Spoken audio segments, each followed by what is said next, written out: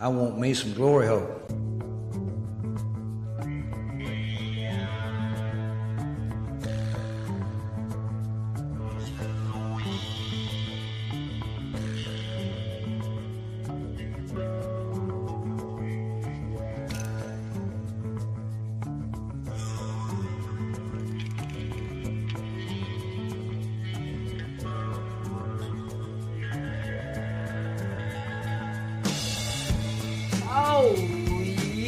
Hello and welcome to the FGH podcast. We listen on Apple Podcasts, Spreaker, SoundCloud, Spotify. Watch us live on all the socials, live or recorded. Any way you can afford it, baby.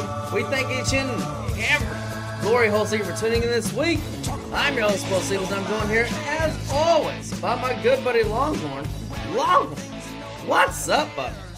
Ooh, all right, Bo Siegels, here we go. Week 2 of the NFL season is upon us, and let's honor the 9/11 victims as we got this weekend coming up in the NFL. And the only way we can do that is to pick some fucking winners. So, Bo Siegels, God bless football, God bless America, and to all the people who hate us in our American way, you can eat a big, fat FGH dick now.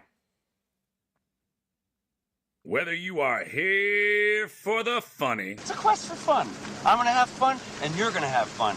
We're all going to have so much fucking fun we'll need plastic surgery to remove our goddamn smiles. You'll be whistling zippity-doo-dah out of your assholes. Or you are here for the money. Anybody tells you money's the root of all evil doesn't fucking have any. They say money can't buy happiness. Look at the fucking smile on my face.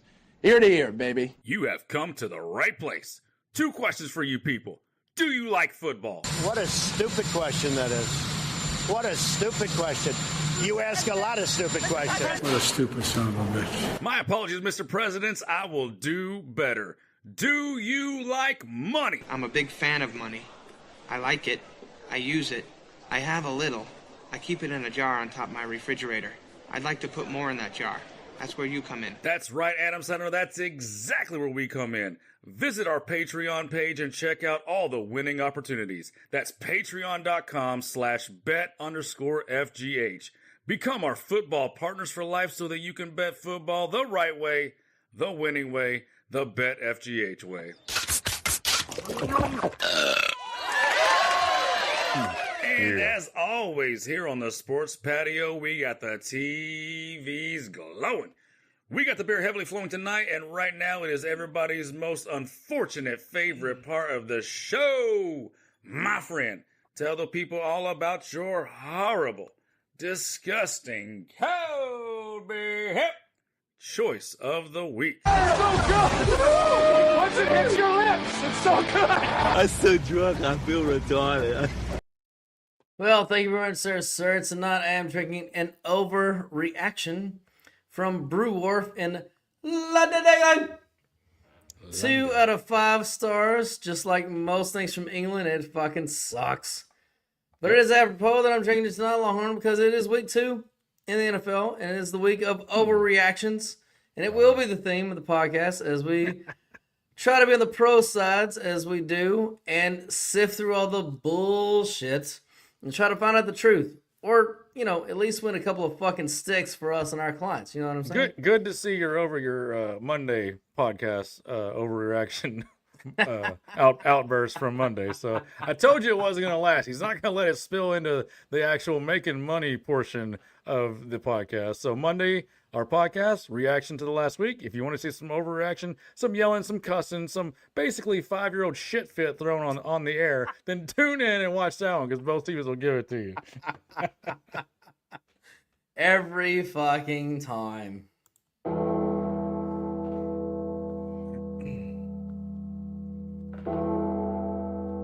Ladies and gentlemen, boys and girls, children of all ages.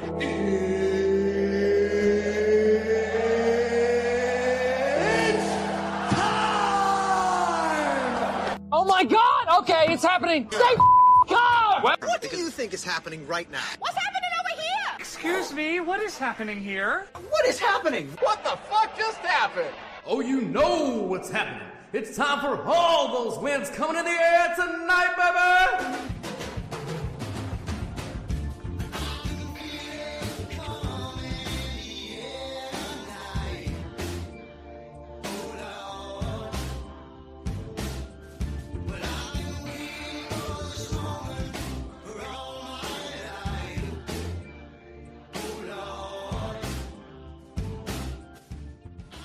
Oh, boys and girls, those bells, they are ringing. They are ringing. It's time for week 2 of the NFL season. Longhorn, we're going to start on Thursday night up in Green Bay with those Packers. Those just look like they're going to win every game. Oh, they're going to go 17-0 all the way to the Super Bowl. Packers.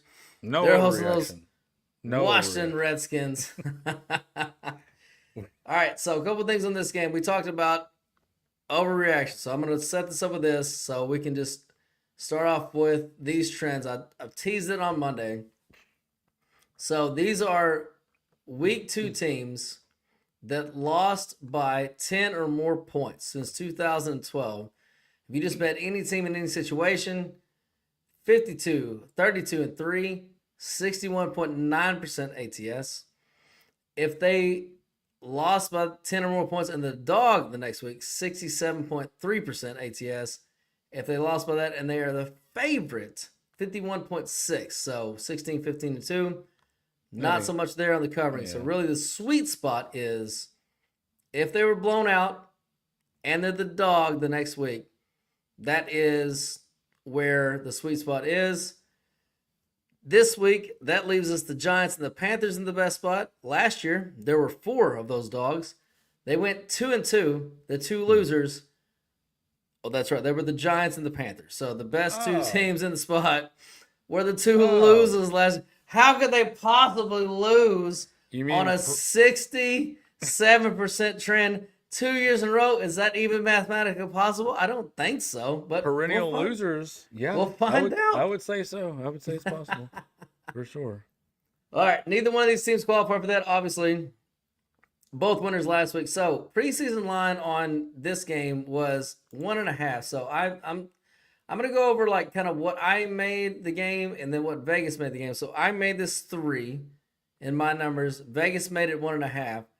The actual line now is 3.5, so it's more closer to what I had than what Vegas had. So I feel confident in that. And other than that, Longhorn, you can take it away with whatever you have in this game. Well, you know, it's a Thursday night game, so like that's your initial thoughts are always you look towards the favorite. You got to have a really good reason to bet a dog on Thursday Night Football. As we've discussed in the past, I don't have the numbers in front of me. You probably have them, you know, somewhere tucked in. But this wouldn't fall under that travel thing, I don't think. No, not the mileage. Yeah. No. So, but even with that said, favorites is where you want to initially look on Thursday night, and the fact that it's ticked down from 3.5 to the 3. If I was even inclined to look at Washington, well, the value is all gone for me. Well, no, there's still plenty of 3.5s out there. So, are there?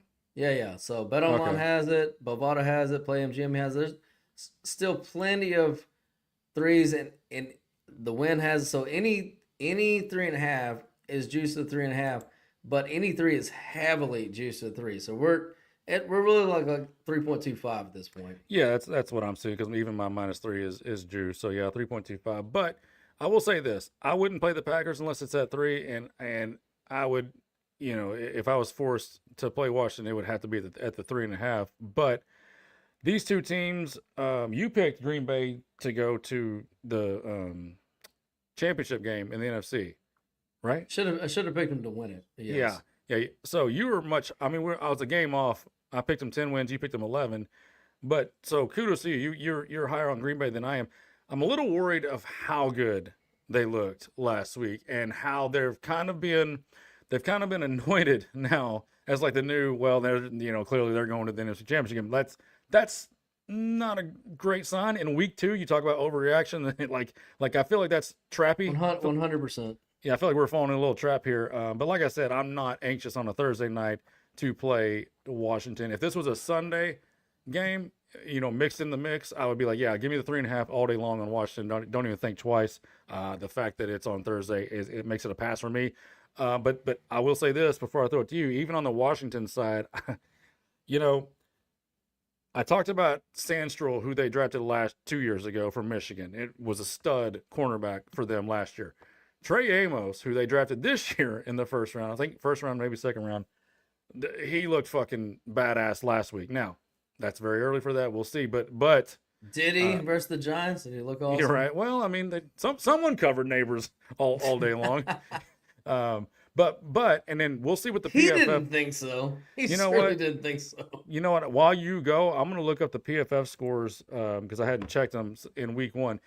PFF scores in week 1. You can't really glance at them. I saw them, but you don't take them too seriously because like it's just one game sample. But I'm just so play devil's advocate of that, and I am not a poo-pooer of the PFF scores. I believe those guys do a really good job, but it's not like anything else. It's not the end-all be-all. But I don't understand why it would be any different in week 1 than week 8. Like, it's just one game. You're making one grade. Like, to me, whatever the grade is, the grade is. So you should probably take it as seriously as you take any other grade. Does that make sense? Well, because, I mean, just think of it in basketball. Like, you could score, if you take the first game and some scrub scores 25 points off the bench, is he a 25-point player? Well, no, he might average 12 the next 10 games. I see what you're saying. But with that said, I did want to look up Lattimore, Trey Amos, their rookie, and of course Sandstrom from last year. Because if those three, and these are big ifs, if those three can kind of become plus defensive backs on this team, that is going to open up this defense. So long way of saying I'm not exactly sure what I'm getting with Washington yet, and I think the hype's a little too high on Green Bay right out of the chute. So it's a stay away game for me on Thursday night. Bo Stevens, what do you got?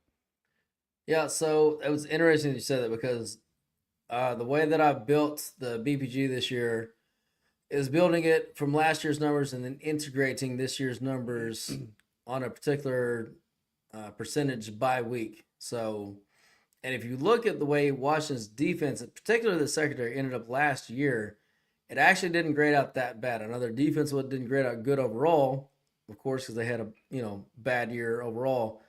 But if you looked at the way it graded out at the end of last year, it really wasn't so bad. So that's a great point by you. And I think that's the reason why the numbers are playing like they are. Now, in full transparency, I put this game out 6 weeks ago at Green Bay -2.5. It was just a spot play Thursday night. That's working out for you. You got that CLV working again. I'm just cashing left and right. Hey, man, it's better than not having it. Let's just put it there. It's better than not having it. Cashing left and right. Yeah, I know. It's working out great. And if you're new to the podcast, and you don't know what CLV is, first of all, ring the little bell and Tommy will come over there and knock you over the top of the head. Second of all, it is closing line value. Closing line value. Yeah, so it doesn't always work out. But the reason why I chose that spot is I thought that both teams would win game 1, and I was laying less than 3 points in my power ratings, what it said was the better team on a short week on a Thursday night. So, of course, that was a great number to grab. That number's gone. It's not going to go back to 2.5. It might fade back to 3, but the way that I've got this graded out, so my power rankings have this as a no call at 3.5. The buckets are in Green Bay, but there's a no call V2, no call D2. I've got it graded for the BBG 25-22, Green Bay winning. So, the over-under is 48.5, so slightly to under there. And to your point on the secondary, Love grades out a point less than he normally would versus the secondary. And again, I know that we've been shitting on this Washington defense, but again, the secondary actually did play pretty good last year. Now, Jalen Daniels does lose half a point there as well. The reason why I'm confident still, though, in my 2.5 is the run quality of system through the BBG for Green Bay grades out a point above what they normally do. They should be able to run the ball very well versus Washington. And on the flip side, Washington is going to struggle to run the ball against this defense and the scheme that they run. They lose a 1.5 through the BBG. And if you're not going to run the ball, it's all on Jalen Daniels, which we've seen that before. He can make magic happen, of course. Of course, he can always beat you he's ascending to be that dude. I know we've kind of already anointed him. It's too early, but whatever. He's ascending to be that John Wayne, that Lamar Jackson, that Patrick Mahomes that could just fucking make shit happen. But he's going to have to do it in this. He's going to have to do it because they are going to struggle on the ball.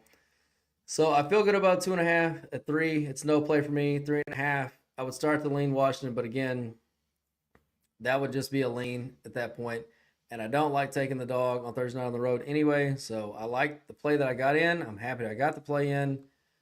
I feel like it's a tight game, and I think it's a low scoring, which we've seen, these early week games, prime time, they've been going under now. It's a pretty good trend for a couple years. I feel like it's a low scoring game, and I just think that Green Bay walks away with about a 3-point win. Yeah, the corners, by the way, they averaged about 60 between those three corners, so not very good, which tells me that the Giants and Russell Wilson were even worse than we thought. Because, to grade out in the 60s and give up 6 fucking points. Yeah, and give up exactly, and it looked like they could literally do nothing. So, yeah, Giants suck. That's what I take from that. Giants suck real bad.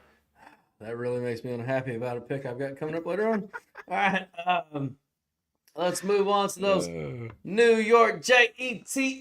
Jets.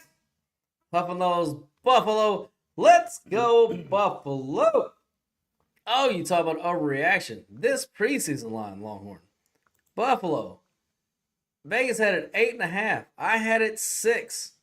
We're staring at 6.5. So again, my numbers seem to be coming more true than the preseason lines on Vegas. I like that. But, overall, I guess it's just an upgrade on the Jets from last week. I don't know. I don't know where this confidence is coming from in the marketplace. Because, again, I admittedly said I was way lower on Buffalo than the market the entire offseason. I can't imagine I was higher on the Jets. There's no way, because I bet them to go under. So we got a 2-point fade over a team that just scored, 41 points to beat Baltimore at home? I don't know. Make it make sense. Well, I will make it make sense after I tell you that this is the Danger Zone Game of the Week.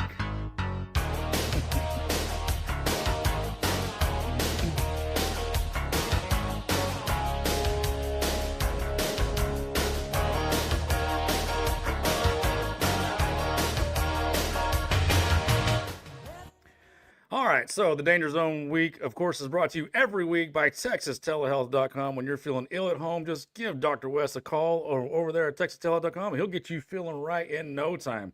All right, so let me see if I can do my best here, Bo Stevens, to tell you why I'm stepping in it with the Jets. Okay, so what are we doing with this bet?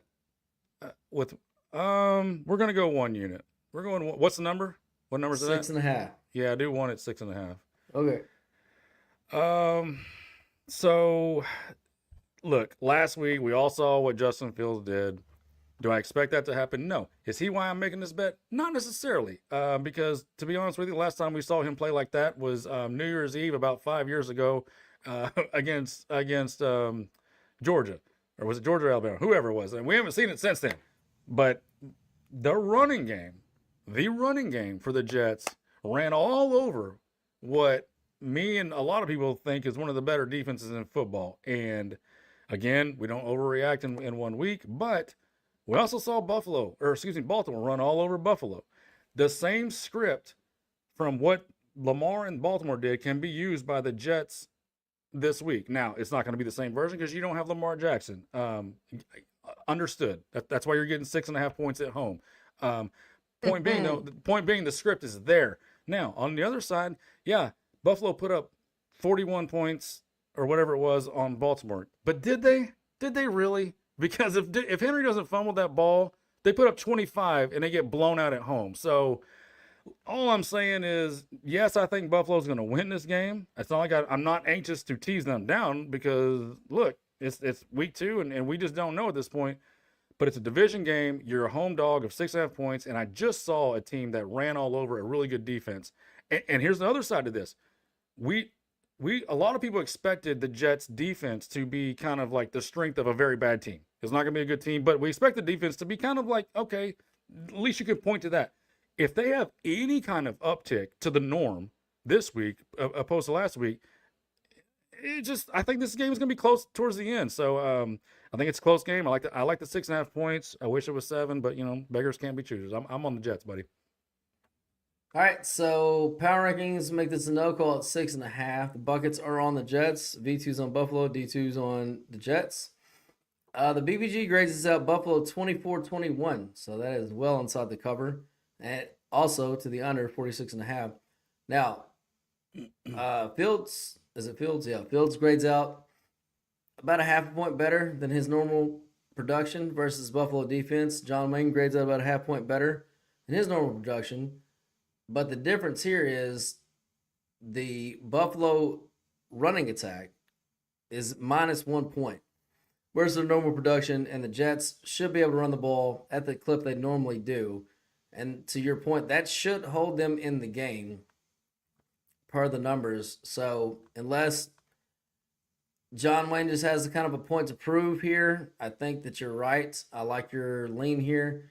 And here's the other thing, too. And I know it's not college, so we don't have, like, necessarily sandwich spots or letdown games or whatever. This is division games. So it's not like we're going to get, not max effort. But you did just come off, one of the games of the fucking year.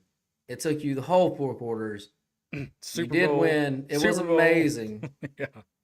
So there's got to be a little bit of a letdown here naturally to playing the Jets. The lowly Jets. We can fucking bust into there and beat them in our sleep. No problem. Of course, Vegas says you can. You're fucking 6.5 points better in their house. So down from 8.5. So down from 8.5. So I do agree with the downgrade. Again, I made the game 6 preseason, so my numbers would still say, Jets even at the 6.5. Again, the BBG graded out 24-21. So that's even better to your side. I can't help but to lean with you and the Jets here. So that's the only way that I could bet that one. Yeah, I like that a lot. By the way, the number 1 ranked tackle in the NFL last week, again, 1 week, it won't end this way. The rookie right tackle, Membu from, was it Missouri that the Jets drafted? So he came out of the gate just roll grading. Did you like him? Yeah. I think I had him OT number 2 right behind Simmons, who went at the end of the first round to Kansas City. But he did that a lot against TJ Watt. So either TJ Watt is washed, which that's the rumors, or that people are speculating anyways. We'll see how he just got like $100 million. He got like 100 and something million. Like he got paid. But do you expect a rookie in his first game to grade out as a number 1 tackle in week 1 against that pass rush? Fuck no. So maybe I do if Longhorn says he's going to, because this man is a genius. That's right. Yeah, I'm not that fucking smart to say he's going to shut down TJ Watt, who had zero sacks last week. So, yeah, they literally could do anything they wanted to against that Pittsburgh defense, which for Pittsburgh fans, yikes. Don't worry. Aaron will score 40 points every game. You'll be all right. He'll do it. Don't worry about it. All right, let's move on to those Detroit Lions hosting those Chicago Bears. Oh, they got kicked in the balls last week. God damn, how do you lose that game? I don't know. They figured it out. All right, so in the preseason, I had Detroit I had Detroit -6. Vegas had Detroit -4.5. It's -5.5, so we kind of split the baby a little bit there. A little bit more towards my side on this one. So definitely the market is moving in the direction of Detroit, even off of a loss, which Detroit would be one of those teams, Longhorn, that lost by 10 or more points last week. So they do fit into the overall trend, although they are the favorite. So it's more on the 51% side, but, Yeah, okay. better than fucking losing there, kid. So what do you got on Detroit? Did you say the spread's 6.5 now? 6? 5.5. 5.5. Oh, okay. I was like, holy shit, because I wrote this down that I was kind of just going to be a stay away game for me. I'm not exactly sure what I'm getting from these two teams yet. Obviously we got the interesting matchup with Ben Johnson going from Detroit to Chicago in this matchup. Sorry, no, it is 6. It's 6 across the board. Holy shit! Like it's getting to the point so where it's literally at my number that I had preseason. I mean, it's starting to get to the point where I almost have to have a strong lean to Chicago. This is just getting out of hand. It's getting out of hand. But I hate Chicago. I hate the quarterback. That's been well documented. But we don't bet off our biases here at FGH. We bet. Jesus loves the lepers, and the hook is he hates the fags. Well, I mean, do his teammates hate the quarterback is what I want to know. Because if they keep losing, they're going to fucking hate that motherfucker. They're going to think your cute little painted nails aren't so fucking cute anymore. And your little handbags aren't so fucking funny. So, yeah. Anyways, back to football. The offensive line for Detroit, I'm looking at the grades right now. Let's just say it's not what it's been the last 3 years. I'm looking at numbers I've never seen for the Detroit Lions offensive line. This looks more like the Houston Texans. They got their asses whipped for 4 quarters. That like I said it on the recap, but that truly was the most impressive game by one team that I saw in week 1. That was an ass whipping for 4 quarters with no chance. Like, this has become the NBA where everybody gets a fucking chance at the end or whatever. There was no chance. There was no chance for Detroit. There was that. There was the pick 6 that Brian Branch had that got called back for a penalty. That would have made it. I'm not saying they would have had a chance, but it could have been a spark that maybe made it a game later on. But yeah, I'm looking at the defensive scores, and they weren't awful actually. The Detroit's PFF ranking on defense wasn't awful, but like you said, they just got jumped in that game and kind of handled, slowly handled throughout there. I don't know. Look, I don't even know why I'm wasting time. I'm not betting this game. I don't have a good feel for either one of these teams right now. I don't know what they are yet. So the way I bet, I need to know what you are and kind of what I can expect to see, or at least it needs to kind of line up with what my preseason thoughts were on you. For me to feel comfortable betting. Now, you're the numbers guy, so you tell me what you see in this game, because I feel much more comfortable relying on something like that with 2 teams that I don't know what they are yet.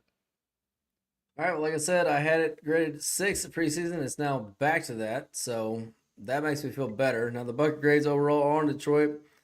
V2 has Detroit, D2 has Chicago, but overall I've got the VPGs Detroit winning this game 28-22.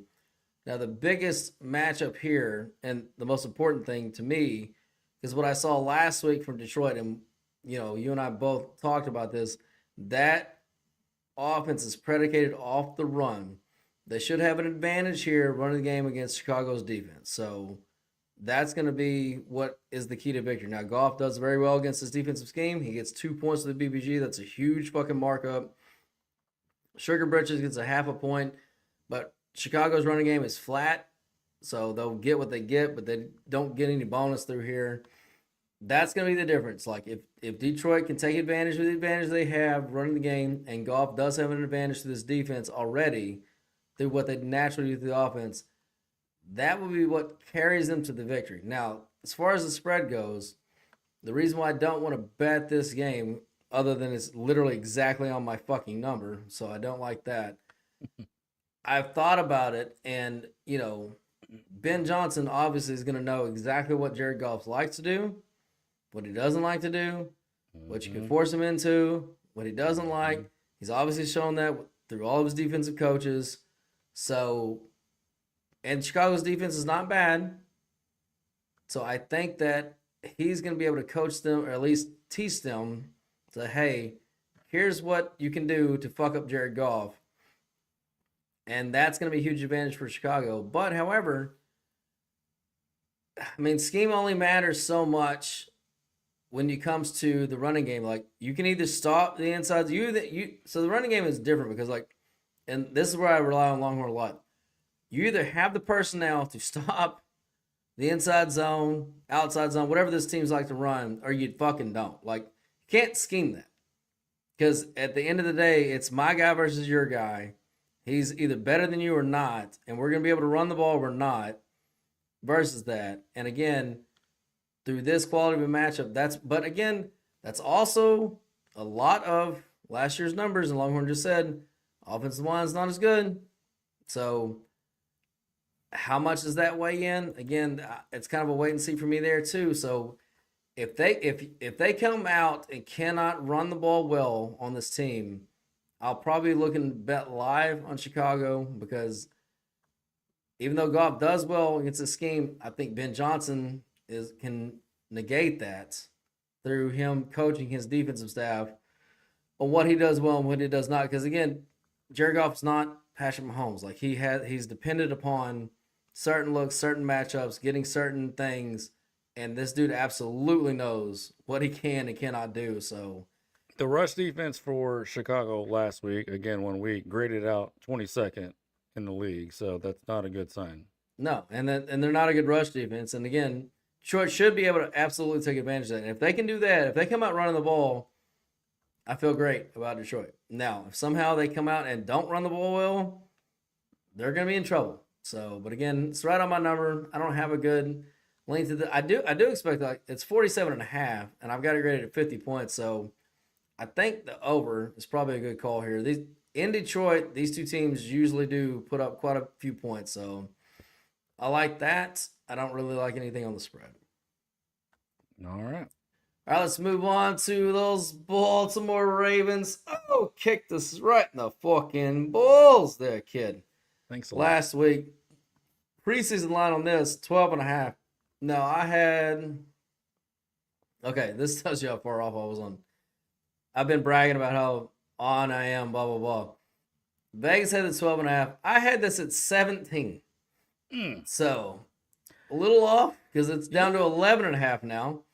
Obviously, pretty high on Baltimore and pretty fucking low on Cleveland. Now, my power rankings still make it 14. Again, I'm way fucking high on Baltimore. So, Longhorn, what do you got on this one? Well, a few things. Number one, I don't remember if I talked about it on Monday, but I've got a small ticket that I put in on Monday with Cleveland at 13. Just grabbed the 13 just to see what it do. There were several of these games that I liked that I grabbed early. And it turns out that that's going my way. Now, if this gets down to 10, closing line value. If this gets down to 10, though, you can bet your sweet ass I'm coming back on Baltimore on that one. But I will say this: like, there's going to be plenty spots this year. And trust me, here in about 2 or 3 weeks, it'll be both of us will be saying, Longhorns, Cleveland Browns. He'll be like it'll be like these are your Cleveland Browns. Like that's just the way it's gonna go because I planted my flag and I went one game over their win total. That's how much I love these Cleveland Browns. I'll take them up one game. And you know what Longhorns will be saying when it doesn't happen? I fucking damn it! Yeah, probably several times. So it's Flacco's return. It's his first game back in Baltimore. Where you know what I'll be saying though. I thought you were kidding! I thought it was a joke! I even wrote it down in my diary! Well, write it down because, I mean, at fucking 13, I like that bet. At 11.5, that's in no man's land. That's what does that even mean? Who cares? 11.5, 12. There's really no difference between 13 and really when you get down to 10. Like, I mean, what's the real difference? Now, yes, they can land on those numbers. I'm sure every point matters, yada, yada, yada. But I meant to look up. I meant to do this before the show started, but last year Baltimore won and lost in week 1 against Kansas City. Do you remember who they played in week 2? It was Vegas, right? Wasn't it them? They lost to Vegas, right? They were like 13 point, and you called it. That was a big pick. I know, of the fucking and year. Trust me, I was flirting with that on this one because, like, ooh, can that happen again? I'm not doing it though. It's Cleveland. Let me just stick with the what was the Raiders with Minshew? I mean, look at it's don't you dare disparage my boy, fucking Gardner Minshew. All right, look, I'm on Cleveland plus Giant 13. killer. I'm on Cleveland plus 13. The number's not there anymore, so nobody fucking cares. No call at the number it's at. If it dips down to 10, I'm gonna be all over Baltimore. All right, so obviously my numbers are way fucking high on Baltimore. But go through the rest of the buckets graded out on Baltimore, V2 Baltimore, D2 though Cleveland. But if you go to the BPG, I've got Baltimore winning 33-22. You say numbers don't matter. That's 11 points. That's fucking Cleveland covering right there. That exact. How do you get 20? How do you hit a 3-pointer at the end? How does it even happen? Who fucking knows? They can't hit a 3-pointer because the kicker misses it to fucking win the game. So forget the 3. Go for the touchdown. No more 3s. Fire that fucking football. 33-22 is what it graded out at. Now, inside the matchup, this is an excellent matchup for Lamar. He crushes this defense year in and fucking year out. He gains 1.5 to the BBG, -1 for Joe Flacco. And the other side of it, too, I mean, obviously Baltimore's running game is the best in the league. They gain a half a point. Baltimore loses a half a point or loses a full point. Look, it's one of those. I have a play on this game. It's up on Patreon. If you're a premium client, you already have it. If you don't, please go get it. Get it. It's not the full game bet. I'll tell you that. This is one of those games that I've learned to bet with Lamar. That it's a very specific point where he's very fucking good, and it's a no-brainer for me when I see it under a certain number. Just fucking take Baltimore. Now for the full game, what scares me on taking, again, I graded 11. It's 11.5. So I'm not going to play the full game.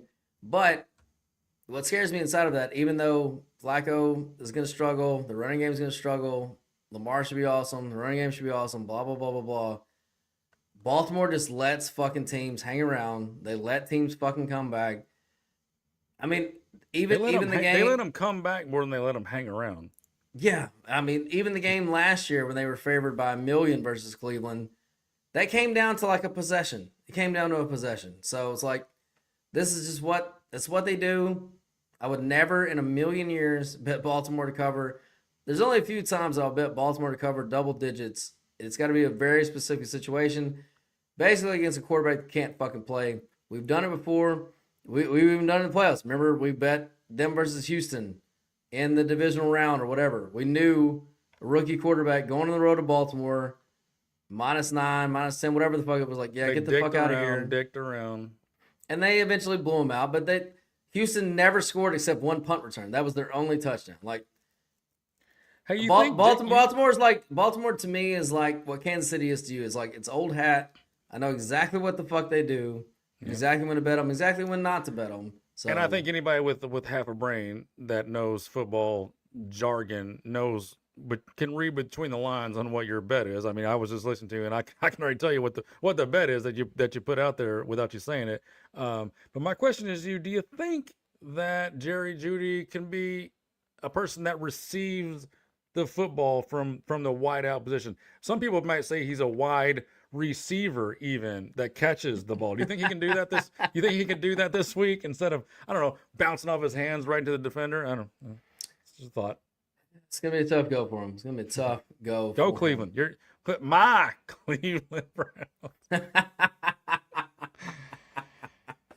All right, let's move on to Cincinnati and my Jacksonville, my 1-0 Jacksonville Jaguars, baby. We're starting out fucking 100%. I'll let not you gonna have be that beat after the year you had last year with your Jackson. I'm going to let you have that. Yeah, we ate a lot of shit last year. So, you know what, though? 17-0 this year, baby. Can't tell me wrong. We're already 1-0. We only got 16 more to go. Hard to argue. All right, so on this one, Vegas had it at 5.5. I had it at 6. Of course, again, I've said a million times over, I was much lower on the market than Jacksonville. I don't understand the love for Jacksonville. However, the love keeps fucking coming because this line is down to 3.5 the last time I saw it, Longhorn. It just keeps coming. It keeps fucking coming. Now, yeah, you could say, oh, well, the Jaguars beat their team. And, I mean, I'm thinking at 3. Well, 3 is very heavily juiced. So it's 3.5. A little bit juiced at 3.5. Let's call it 3.5. Yeah, the Jacksonville Jaguars beat the shit out of the shitty Panthers, and Cincinnati got whipped. But, like, 2 points? 2 points, dude. They had like 10 yards. So for my 6, we're down 2.5. From Vegas is 5.5. We're down 2 points. So let's say Vegas is right and I'm wrong. 2 points. I don't know. What do you got? What do you mean, 2 points overall adjustment? That's from the preseason line to where we're standing right now. From Vegas' preseason line. 2.5 from mine. I'm just going to say this. I told you there's no big dick pick this week, and I got burned last week on Cleveland. Should have been a winner. That's what she said. Should have been a 4-banger winner, unit banger winner, and I got fucked. Why this is not the big dick pick of the week? Well, number one is because it dipped down to 3, and I wasn't sure if it actually qualified because usually I like to do over 3. It's 3.5. It's like 3.5 everywhere. 3.25 or whatever. No, it's basically 3.5 everywhere. Oh, okay. If you why did you lose that pick last week? Oh wait, I got it. Oh, yeah, Blow it! That's right. You No, fucking I blew didn't it. blow shit. That kicker fucking blew it. Cincinnati had 7 goddamn yards in the whole fucking second half. How do you fuck? Oh, just don't get me started on that game. I'm looking at numbers here, and I swear to God, this is pushing me over the edge. So, Bo Stevens, why don't you just go ahead and cue it up? Cue up the big dick and let me know when you got it ready, because we're going Jacksonville plus 3.5 if you give it to me. Big dick pick of the week. I'm gonna pop off a piece of my dick. Big floppy donkey dick. Is that your fucking dick? With my dick. Nice big cock. I'm gonna put my dick in. All right. All right, So you want that? And Yeah, we're gonna then go 2. We're gonna go 2 units, 1 unit. 2 units, 1 unit. Okay, I'll go ahead. I'll start. I'll look it up while you're talking. Okay. Oh yeah. You want me to actually tell you why I liked it? Okay, I can do that. I mean, that would be that. We are on a podcast. People do like to hear us talk for whatever reason. You can't read my mind. So yeah, no. Here's the tragedy of this fucking game, and I'll just tell you this right now. One of these goddamn teams is going to be 2-0. That's fucking pathetic. That's terrible. I hate the way that sounds at all. But I'm surely hoping it's Jacksonville now that I hit the big dicks pick on this one. This is just just to clarify, 2 units on the 3.5. Yes, sir. And 1 And unit on the then money 1 line. unit, I got you graded out at plus 160. Oh, I like that. I'm glad you talked me into this pick, which I basically talked myself into. That's what I didn't talk you into shit. Oh man, now I can't blame you next week when it goes bad. Oh, he will, boys and girls. He I fucking will. I definitely will. But look, I'm just looking at the fucking numbers, the PFF scores. This looks like when I'm looking at it, the wrong team's favored. Okay, because oh no, it's just the wrong team's fucking favored. So, and you talked about it. We didn't understand the Jacksonville. You've lost your goddamn mind. We didn't understand the Jacksonville love in the preseason from the Sharps. Maybe they're going to show us a little bit why, because if this running game can get going, and they felt so good, both of us, about their running game with ETN and Bashard Tootin, who we both really liked in the out of the draft. I think that was a Virginia Tech rookie. Anyways, they felt so good about that. They just traded Tank Bigsby to the Eagles midweek for a 5th and 6th round pick. By the way, Jacksonville now has 13 picks in next year's draft without a first rounder because they lost the You're first gonna rounder. you're gonna convert to a Jacksonville fan next year. Oh, yeah. Boys and girls, let me tell you, nobody is a draft whore like my boy Longhorn. Whoever has the most draft picks, he's instantly in love with. Massive draft hard on for Jacksonville next week. Draft picks next year. equal big tits to Longhorn. Like that's like the equivalent, really. And it's even more impressive because they don't have the first round pick from. They're not fake, yeah. From the Travis Hunter trade. So I'm gonna be like, oh my God, this team knows what they're doing. They're the new Philadelphia Eagles. Blah blah blah. I'm gonna fall in love with them in the draft. Good call on that one. But yeah, I hate Cincinnati. I hate everything I thought about them in the preseason. They proved me right in week 1. I hate them. Hate the coach. Hate the organization. Hate everything they represent. Love the quarterback. He deserves better. Cincinnati fans, you deserve better. But I'm sorry, your team fucking sucks. Your organization sucks. And I think this coach, Liam Cohen, we always talk about new coaches in new places and the impact that coaches have. We saw Shane Steichen last week, the difference that he can make with just that shitty quarterback that plays normal.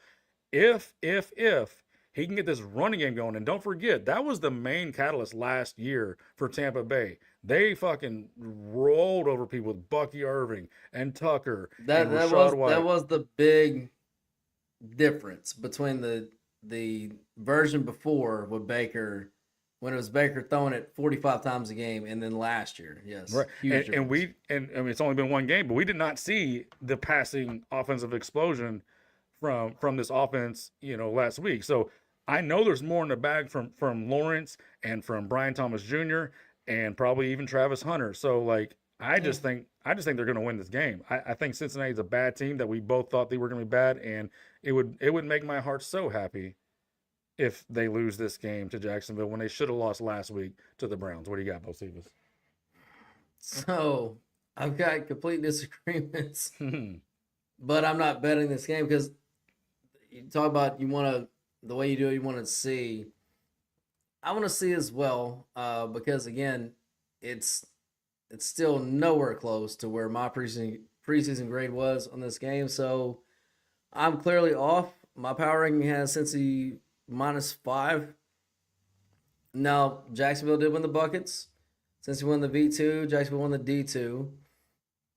But overall, the BPG graded this out 27-20 for Cincinnati, so it's slightly under the 48.5 total. And the big reason why is Joe Burrow gains 2 points through the BPG versus this shitty fucking Jacksonville defense. Trevor Lawrence only gains half a point. Both these running games grade out as flat, so they should get what they get, and that's about it. Now, Jacksonville grades out a little higher, but still, it's not enough to make up the difference. I wanted to bet Jacksonville. I wanted to be on Jacksonville. I want to be on you for sure, Jacksonville. I just couldn't get, like, this is one of those games going into the week where I'm thinking, like, okay, they can take that momentum. Cincinnati always, like, and that's the other thing about Burrow, and I'm sorry I didn't write down the stat, but, like, Joe Burrow in the first 2 weeks of the season is atrocious. ATS, and even straight up, like ATS, it's abominable. Yeah. And then straight up, it's, like, not good either. So I could, could Jacksonville go and win this game? Sure, but my numbers do not say that at all, so I cannot support it. I can't back you on this one, but I'm not going to bet against you either because, again, I just don't know what I'm getting from either one of these two teams right now. I just have to think that here's the thing. What do we have? What did I have Cincinnati winning this year? How many games? We both had them. Where are they at? Cincinnati. They were over under 10 wins. I had 8 wins and you had 9. Yeah, so they can't lose this game for me to get to 9. But, like, this was just a markdown win. They can't lose this game. But again, I was so far down on Jacksonville, and you were so far down on Jacksonville. I'm not going to abandon that in the week of overreactions. I'm not going to abandon what I thought of Jacksonville. You were over on their win total, though. I was, but this definitely wasn't one of those. No, probably not. Probably not. So I can't just abandon everything I've got, and I'm not going to go against the numbers and they stack up so well. I'm not going to say you're wrong, but I can't get with you on that one. Fair enough. All right, moving on. Those Tennessee Titans hosting those Los Angeles Rams. All right, so on this one, let's see. I had Tennessee +3. Vegas had a +5.5. And it is Rams -6. So obviously, I was way fucking wrong on this game. So, Longhorn, what do you got on this one? Tennessee's at 6 now, you said? Let me double check, but yeah, that's what I wrote down here. Yeah. Tennessee, no, sorry. Yeah, let's go 5.5. 5.5. Well, so basically no change from Vegas. Vegas put in at 5.5 preseason. They're still 5.5, so no change. So no huge overreaction here. I am going to go back to the well with Tennessee here. Now I'm going to wait for the 6 because I think you're probably going to be able to get it. I don't think so. Well, it's only Wednesday. Well, it's at 6 at Circuit -120. So you could grab a 6 now. It's actually a 6 at South Point and at the Win and Bet US. So yeah, you absolutely grab a 6 -120, but you can grab the 6. Yeah, I would prefer to get that. And my reasonings are, I think this Tennessee defense is going to be legit. Until they suck, like for extended amount of time, and which they did not last week. They did not suck. They were actually really fucking good. Yeah, given the givens. Quit. You don't see quit this early in the season unless you're Miami. So, like, dude, I texted you. Tennessee had 14 goddamn possessions. 14. They scored 12 points. That is less than 1 point per possession in the NFL. That is a goddamn abomination. Well, abomination. You just got to run the oop-de-oop offense and get 30 possessions. Jesus and get 30 points. Fucking Christ. You had 14 possessions which means, I think Denver also had 14 possessions. I believe that's correct. I'm sure. And they only scored like 20 or whatever the fuck it was. Like, this defense was, given the givens, really fucking good last week. Really. They created 4 fucking turnovers. 4 turnovers. And I expect them to be good again. The offensive line for the Rams is, it's ugly. It's in shambles. It's injured. It looks injured. Look, Stafford's just a baller. By the way, number 1 ranked quarterback PFF last week. Just went out there and said, I'll carry this pregnancy that I've got and the epidural, and I'll just go and just do what I always do and just throw these darts everywhere, no-look passes. He's so goddamn good. I swear to God. But probably the most underrated quarterback of his generation. I know. And look, I was high on the Rams at the beginning of summer, faded on them by the end of the summer because of obviously the back issue, which can and probably will creep up and eventually it's going to derail them. Of course. But I do expect this defense for Tennessee to play inspired, keep them in this game. I expect it to be a low-scoring game, and if I can count on that defense for Tennessee, which I am, it can only go. Obviously, I am. It can only go up on the offensive side of the ball. Like it could be just as bad, I guess. It could stay the same shit that it was last week, but if it's gonna move anywhere, it can only go up. So you cannot continue to score less than 1 point per possession. Like, that's not even mathematically possible. No. So, with long story short, they're at home. They're dogs. They're getting 6 points. Key number. Make sure you get that 6. I've got to be on them. I want to be on them. I'm gonna be on them. All right. Here's the Longhorn in the Monday Recap Podcast. I immediately regret this decision. We'll see. It's no like sound or anything. It's just a lean. I have nothing on this game. I have nothing. I'm gonna stay away from, like, I've learned this now through. Well, here's the thing. That's the part of, like, the way Longhorn does things that's better than the way I do things. Is I get handicapped by the lack of data, and I have 1 game of data, and if I were to grade out Cam Ward through what he did, which I did, and I did, and if I did grade that out, they scored 12 points in this game. So like, I can't do that. It's not realistic. So that means nothing. It's 1 game. So I said, fuck it, I'm out. So there's gonna be a couple games like that for me this week. Just telling you, I got nothing on it. I will say this about Cam Ward. Like, he was clearly lost. My God, could you put him in a worse spot? Like, it was the worst possible spot. Like, I expect maybe stop running backwards. Which is why they were the number ball. 1 fucking survivor team in all of Vegas. 7,100 people out of 18,000 that are in the fucking contest had Denver. It's only about less than 40% or so, like something like that. Yeah, surprised it wasn't higher than that. I am too, actually. So, yeah, I want Cam Ward to act, and I know that he's limited with the receivers he has, but man, just sit and rip. Don't run backwards. Here's the thing I'll say about that, though, and I don't know if it was a concerted effort, and this is just me sifting through the numbers. I don't know if it was a concerted effort from him or from the coaching staff or whatever. He did not have 1 design scramble or design run, and he had not 1 scramble. And that's not what he's going to be able to, like, as a young quarterback who has legs, you got to use them. So that's another thing that was on my list to mention. Massive coaching disadvantage here. Like, obviously, McVay's playing over there playing chess, and dipshit Callahan for Tennessee. Not only is he playing checkers, I told you that dude sucked. He sucks. He doesn't even know the fucking rules. The guy, Alan Maynor, the rookie wide receiver from Stanford, landed on the sideline on his shoulder or elbow, whatever. He didn't challenge it, and even admitted after the game that he didn't challenge it because he didn't know that 1 elbow counts as 2 feet. Like, what?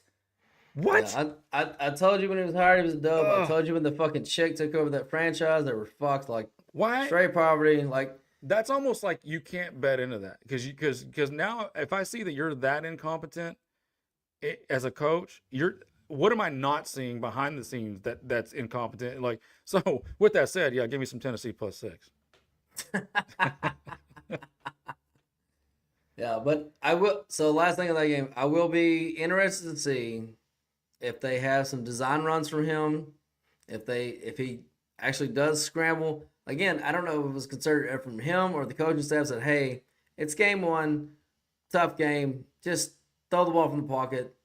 Make sure you stay upright, blah, blah, blah. Who knows? Who knows what they told him, but that's not his game. And he's not a running quarterback. I don't mean to say that, but he has to be able to move. He has to be able to fucking move. Yeah. Catch the ball, Calvin Ridley. Catch the ball. Try to receive the ball as a wide receiver. God, I know. All right, moving on. Those Miami Dolphins. God damn you motherfuckers. All right, so on this one, I had Miami -4. Vegas had a -2.5. Obviously, I've been so wrong on Miami, obviously. That explains why you picked them in week 1, actually. That absolutely does. But it was absolutely what I said I wouldn't do because I knew it was so fucking wrong. A dumbass. So anyway, they're at 1.5 now. Against New England, hosting New England at home. I think it's still 1.5. Let's see. Where the fuck is this game at? Oh yeah. No, basically down to 1, even down to 0.5. So no, down to 1. So that's how wrong I am on this team. Miami fading constantly. The fucking market has New England love. Longhorn. What do you got? Or Miami hate, whatever. Yeah, I mean, people are gonna hate on a team that they feel like is quitting already. The vibe's been bad all summer. Now it's come out that Tyreek Hill, big shocker, his accusations again against him, beating on an ex-wife. He just got that wife. No, this is the ex-wife, I think, that's come out. And No. It's his estranged. He's only had one wife. Oh. He's had a lot of baby mamas. I can't keep He's track had of the one women that he beats. wife. It's too many beatings, too many wife beatings, He's too many had punches in the one stomach. wife, and I'll tell you the reason why he beat her though. Hang on. Because he's fuck Because she was ugly. pregnant? What's that again? Because he's fuck ugly. That's the reason why. That's the reason why he beat her. It's like, I don't know why I married you. You're fuck ugly. I thought it was because she was pregnant, and he just wanted to punch her in the stomach until she couldn't be pregnant anymore. That's what that's what I heard. I don't know if it's true or not, but yeah, he's a piece of shit. I hate him. I don't want my biases to get in here, but I cannot wait to the day that the day he retires. The very next day. Well, it might be coming soon because if this shit proves out, dude, that dude's been in trouble for beating women for his entire career since college. Like, I know. Here's the funny thing about this, and anybody that's been listening for a long time, you should recall this. I've hated this dude from the jump, and Longhorn used to make apologies for him when he was with Kansas City. I didn't make apologies for him. Yeah, he served his time. He got kicked out of school. He didn't serve time. Oh, did he serve his time by getting kicked out of Oklahoma State and still get drafted in the 3rd round and get paid millions of dollars to catch footballs? I don't think that's really teaching the man a lesson, but that was just me. This piece of shit got a cop fired last year because he couldn't roll down his fucking window. Like, I hate him more than I've hated any other player in the NFL, in the history of the NFL since I've been watching. So when he's broke the day after he retires, probably gonna go to jail for no child support payments. Like, I will not feel bad for him one bit. Now back to football. Yeah, Miami's quitting on their coach. Miami's quitting on their coach. You can't play a team that's quitting. I know I know that there's a lot of things pointing to Miami in this. Miami is one of the teams that get blown out by more than 10. By the way. Yes, and if we get them to a dog, that makes it like 67%. Yeah, so I'm not betting this game. So and it's just a no play for me because I need to, I need to see what you are for sure. If they're home dogs. If they're home dogs, if they get to 1.5, yeah, I'll not only bet them, I'll tease them up, I'll do all that stuff. But as of right now, no, I've got to have a real reason to play a team that I think is quitting and the coach has lost the locker room. That's just kind of how how I'm gonna do that. But where are you gonna land on this one? So my numbers are obviously garbage on Miami, so I'm just going to throw them out. The bucket's great out for New England. I've got it 24-20 Miami, but again, garbage. 43.5 is the total, so that's a no call right there. Now, the concerning thing, though, for New England is this. It's not a good matchup for Drake May against this defense. He loses half a point to the BPG, and it's not a good matchup for the running game. They lose a half a point there.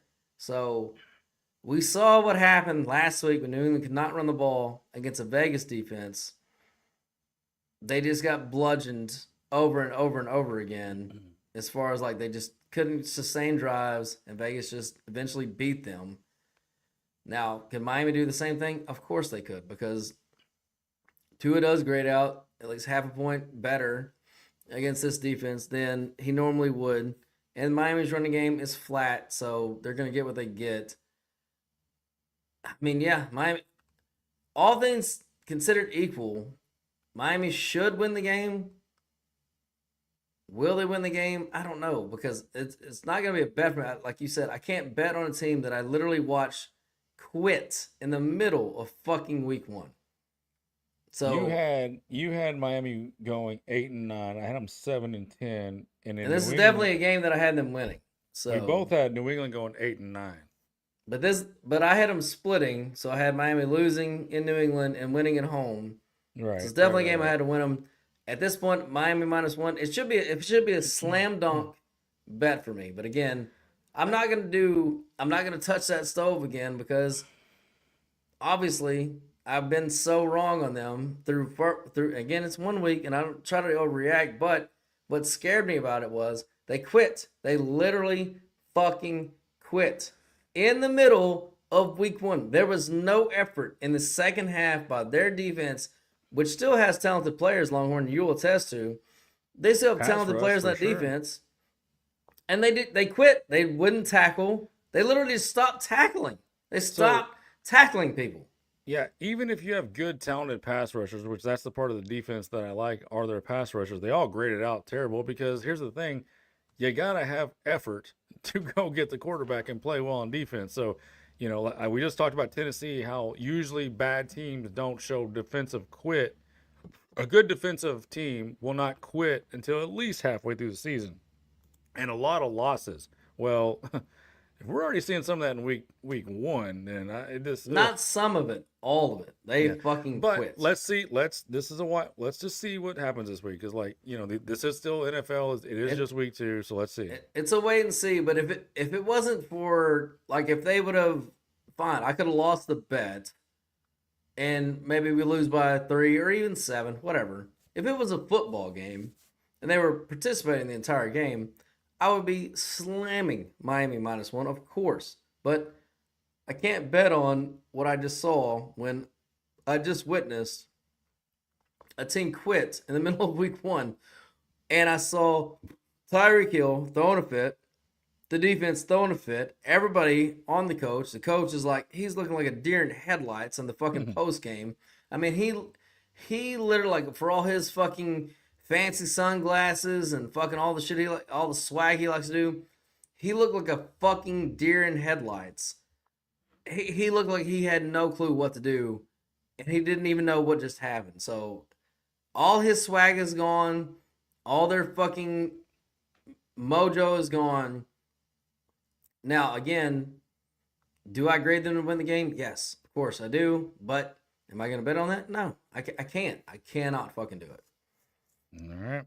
All right, moving on to those Dallas Cowboys hosting those New York Longhorns, New York Football Giants.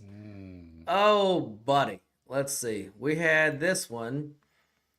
I had Dallas -3. Vegas had a -4.5. Obviously, I was pretty down on Dallas here. And they're up to 5.5 now, but coming back down closer to 5. It was at 6 at one point during the week for sure. So the market is definitely coming in on the G-Men. And this is one of these 67% winning trends. Dogs, they got blown out by 10 or more points in week 2. So this is the sweet spot of this trend. So Longhorn, I know you're going to bet your Giants. Just tell us why. I'm on the Cowboys, and I'm just fine going against that trend. Now, does that trend make me feel warm and fuzzy inside? No, it doesn't, because I respect the fuck out of trends. I play a lot of trends myself. I don't discount them, but I believe you said the opening of the podcast that the Giants were one of the teams that lost against this trend last year. So they were one of two. And here's my handicap: you've got extended rest for the Cowboys off of a inspiring effort. Okay, one game, but it was on the road against the division, and Dak played his ass off. CeeDee Lamb had a bad game. I don't expect that to happen again. So also another bad trend on week 2 teams on extended rest. I don't have it pulled up, but it's not good. It's bad for the extended rest team? Yeah. All right. Everything's pointing against me here, but I got Dak on my side, and you got Russell Wilson on your side. So I'm going to stick with that in week 2 with the lack of other things this early in the season. I got Dak. You don't. I got him at home. It's under a touchdown. Yeah. Oh, I don't know, the history of Dak destroying bad teams, specifically in the division. Specifically the Giants. Yeah, and specifically the Giants. I'll hang my hat on that. I won't flip off the trends that are against me, but I'll think about it. In my mind, I'm flipping off those trends. I just won't. Yeah. So I am very torn in this game. I really, really want to play the Giants here. So get it. Just fire, baby. Fire away. I mean, I wanted to just kind of like for the fun of it, but power ranking grade, it's a no call. It's right where my power rankings said they should be after the adjustments. Bucket grade's a no call. However, V2 and D2 are both on the Giants. I've got this game graded, believe it or not. Giants winning 24-22, which is slightly over the 44.5 total that we have out there. Now, here's what bothers me about my grade here, though. Dak grades out plus 1.5 points versus defense. He always does well against the Giants in this scheme.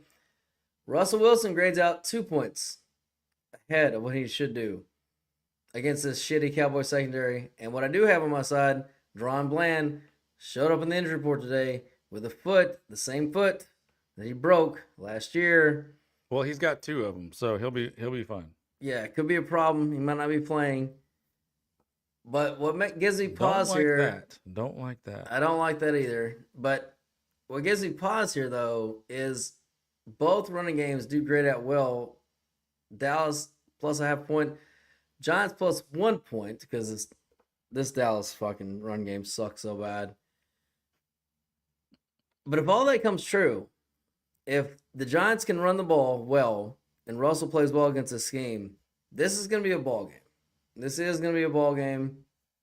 So the only reason why I'm not slamming it in as a fucking money line bet is simply because the history of Dak versus the Giants, he beats these motherfuckers. It'll be a ball game the entire day until the Cowboys have the ball up 3 with about 4 minutes left. They drive down, kick the field goal to make it up 6, and they fuck every Giants card in the ass, winning by 6. Yeah, I didn't get the best of the number. I was a little late doing my research this week, so that's the other thing. Like, if it gets back to 6, you might see Giants come through on my card on a premium pick on the Patreon. But again, my numbers say the Giants could win this game, and it would not shock me at all.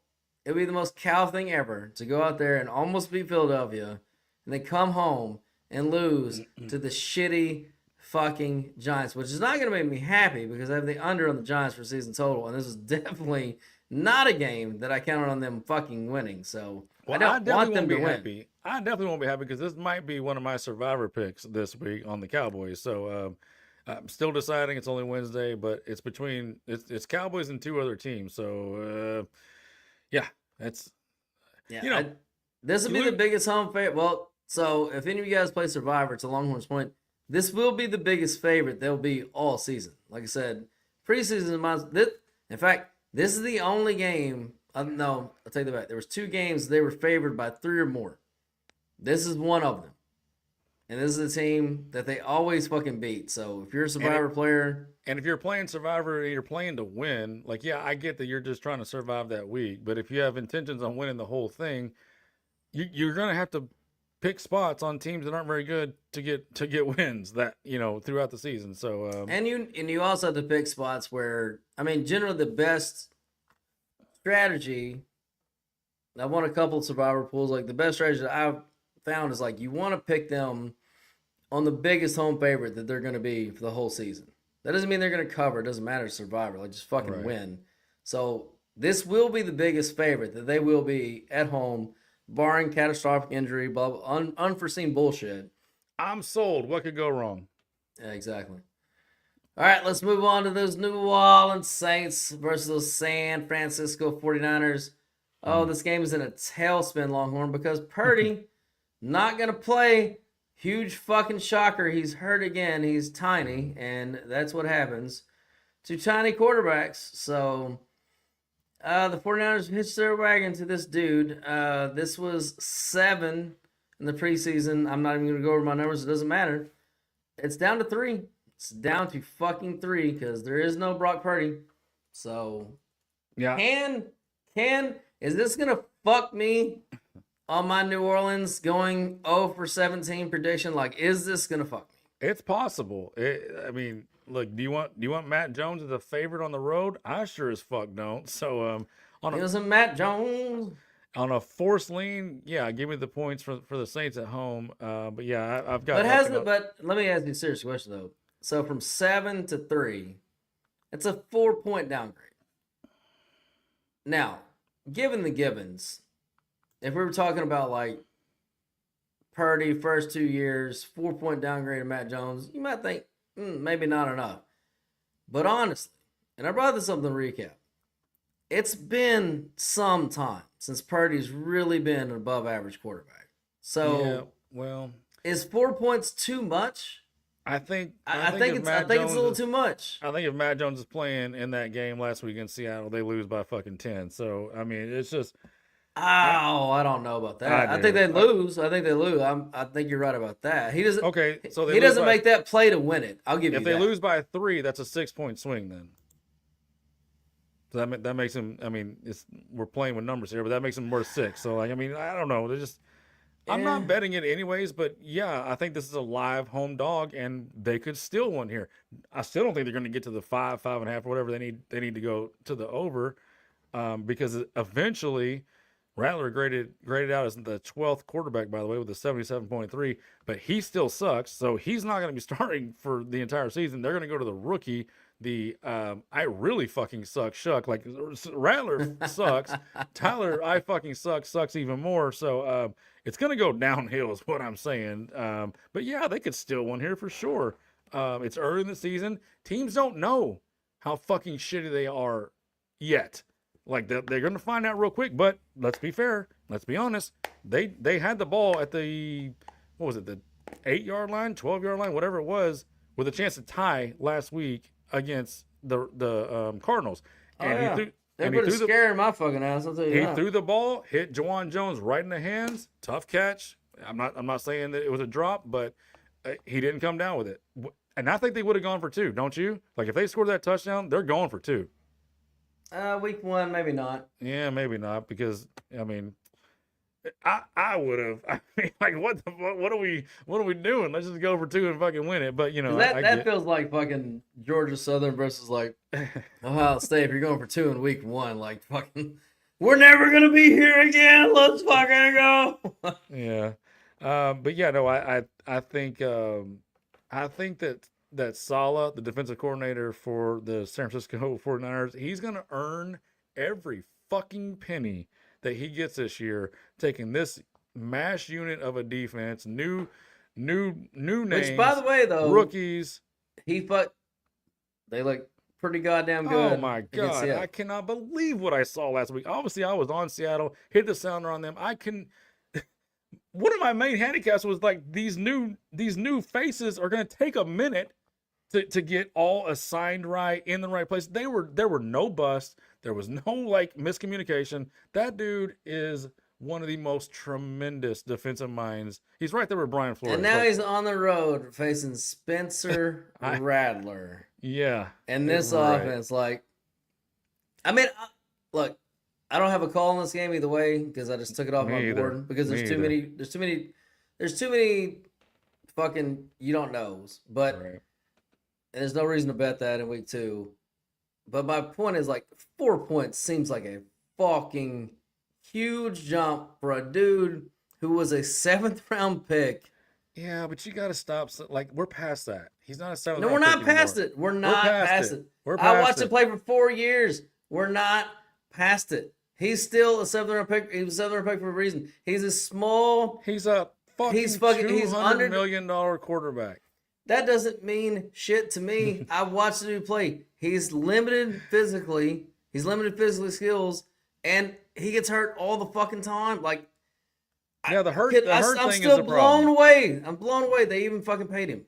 The hurt thing is a problem. I'm not blown away that they paid him because it's just what teams do. They pay the fucking quarterbacks. I don't know what to tell you. Like we've been over this a million times. Erroneous. It's not erroneous. Counts. It's not erroneous because we've been over this a million goddamn times. They always fucking pay these. Like we don't have time to get in this right now. This is more of an off-season thing. All right, let's fucking move on. All right, Pittsburgh versus Seattle. Let's go here. Okay, so preseason on this one, I had Pittsburgh -3.5. Vegas had Pittsburgh -1.5. It's currently Pittsburgh -3, so obviously I was more right than Vegas. Go fuck yourselves on that one. Longhorn, what do you got on this game? Is there a 3.5 available anywhere, or is that just dried up? Let me see. Let me see. Oh, we got Pittsburgh. Oh, fuck. Why can't I? Oh, right, here we go. 3, 3, 3, 3. 3, 3, 3. No threes. No 3.5s. Yeah, so when and if this goes to 3.5, I'll put it right now live on the podcast. This will be a premium selection for me on Seattle plus 3.5. Money coming in on Pittsburgh plus 2%, so possibility. It can get there. It can get there. I'm waiting on it, and when it pops, it's going into the premium picks for sure, which you can get at patreon.com/bet_FGH. But I am certainly waiting for it. As far as that's why I had it graded preseason, so 3.5. Yeah. I'm not a big fan of Tomlin as a favorite, period. I like him in his dog role. That's where it's just the sweet spot for him. Coming off that big win, in a weird way where the offense carried the defense, I'm not 100% sure what to expect. Is the defense going to be that bad again? Probably not. Is the offense going to be that good again? Probably not. So of course. They got Aaron Rodgers. But I do really look. I'm high on Seattle. I picked them to win the division. I'm probably still like way too high, and it's probably going to cost me a little bit. It's probably going to be something that I need to be. I need to take these losses early in the season to get off of these. Could turn on the Longhorn lock of the week on Seattle. Maybe I don't know. I got it. Well, look, you're not supposed to get rid of your preseason. Absolutely not. Yeah, Absolutely so I'm hanging on to that until proven otherwise. And at 3.5, it's a fucking absolute fucking play for me. It says 3-point game written all over it. So once I get to 3.5, I'll take it. Other than that, I got nothing. So I'm torn on this one because my power rankings have Pittsburgh -6. But like I said, preseason, I had Pittsburgh -3.5. So after the adjustments, I got it at 6. The bucket's great out of Pittsburgh. There's no call by the V2. D2 is Seattle. The over-runner's at 40. But the BPG, this is where I'm torn, has this game graded out 22-22. So obviously going to be a tie. 100% that hits. Don't worry about it. And the other thing is this. It's not a good matchup for Aaron Rodgers versus defense. He loses a point through the BPG. But here's the other thing I'm struggling with Seattle. And I think I'm just going to struggle with it until I get more data because, I've got Sam Darnold, his numbers last year with Minnesota. And that's all the data I can go off of. So I know that he's grading out higher than he's going to with the Seattle team. So, but I don't know what the proper adjustment is to make to that. And I don't want to make a false adjustment. So I'm just letting the data run. But the reason why I think Pittsburgh could get to this number and cover it is simply because, and you called it, Longhorn, last week, Seattle's running game. And versus this defense, they lose half a point to the BPG, so they're not going to have success running the ball. And if you don't have success running the ball, now you got Sam Darnold throwing to Jackson Smith and Jigba, and like you said, literally nobody else. And Pittsburgh's run quality is flat, so they're going to get what they get versus the Seattle defense. So the question I'm left with is, okay, Aaron Rodgers grades out bad. Sam Darnold grades out fine, but it's also Sam Darnold's numbers, mostly with, I've incorporated last week's, with last year's at a certain percentage. They grade out fine, but like how much more elevated is Sam Darnold's numbers last year versus what he's going to be able to do with this Seattle team? I think I'm getting some false numbers. Obviously, he's not going to be able to put up the same production with the Seattle team. Good, like I'm not saying he's going to be terrible, but like he doesn't have fucking the best receiver in the league or one of the best receivers in the league. Number one. Number two, he doesn't have the best offensive coaches in the league, which is huge. So there has to be some sort of false inflation in there. So how much is it? How much is it? I don't know. I can't quantify that, so that's why I'm struggling with it. I can only go with what my power ranking says, which the Pittsburgh should be -6. So this should be a slam dunk pick for me. However, I'm going to wait and see just to see how these Sam Darnold numbers continue to trickle down, which I expect. And if can we get to a more realistic output. The reason why I'm not bullish on Seattle here, though, is, again, their running game, which has nothing to do with any of that, is not going to do well. So if I told you that Seattle's not going to run the ball well in this game, they're toast. Then they're toast, right? So but I saw this Pittsburgh defense get ran all over last week. But the Jets offense graded out running well against them. Fair enough, but bottom line, if I'm wrong on Seattle, they can't run the ball not only against Pittsburgh, but they didn't run the ball last week against San Francisco. If they can't run the ball, but they didn't grade out running the ball well against them either. I'm not saying they can't run the ball, but like it's a tough draw 2 weeks in a row. So I don't want to say that they're not going to be a good running team. It's just a tough draw 2 weeks in a row. Well, you gotta. I mean, that's what you built. Literally, they built this team to be run the ball, possession type passing offense, like nothing crazy. They're going to rely on the running game and defense. You can't, if you're going to like plant your flag on something, you got to at least be average on it. You can't be this bad. Yeah, and they're grading out pretty bad again this week. So it would be Pittsburgh or pass for me on this one for sure. Yeah, it's going to be Seattle or nothing for me at 3.5. All right. Let's move on. So those Arizona Fighting Midgets taking on Longhorns, Carolina Panthers. All right. On this one, let's see what we had here. I had Arizona -7.5. Vegas had them at 4.5. It's now 6.5. So looks like I was a little bit more right than Vegas was on this one too. So the market's definitely come my way. So Longhorn, what do you got on this one?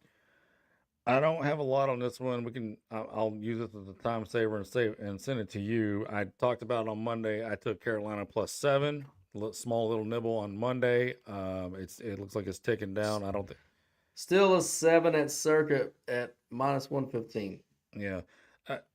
I don't think much of this game. I don't think much of these two teams as of yet. I like the defense for Arizona. It was what I talked about them a lot in the offseason.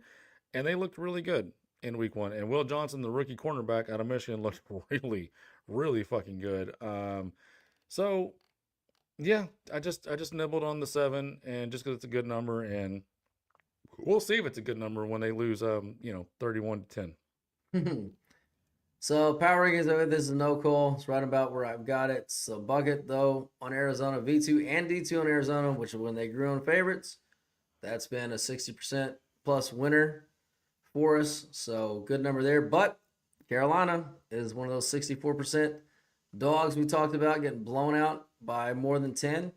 So you got that trend working against me there. Okay. Overall, I've got the game graded out 27-20 Arizona, which would barely tick above the 6.5, so it probably makes me a no play for me on an actual call. I do kind of like the over, though. And the reason why I like the over, so Bryce Young doesn't grade out terrible against them, doesn't grade out great. He's -0.5 point.